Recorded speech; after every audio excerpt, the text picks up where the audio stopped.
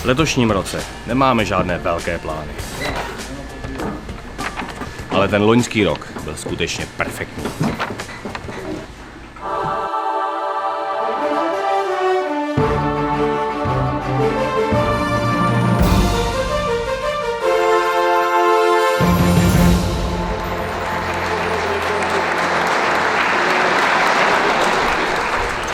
Tyto obrovské úspěchy nás inspirovaly k tomu, abychom přistoupili k následujícímu kroku.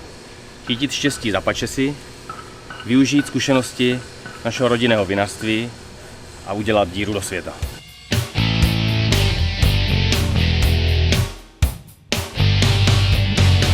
Tak jak říká pan profesor Šamánek, aspoň sklenku denně. A jak říkám já, nevyměknem.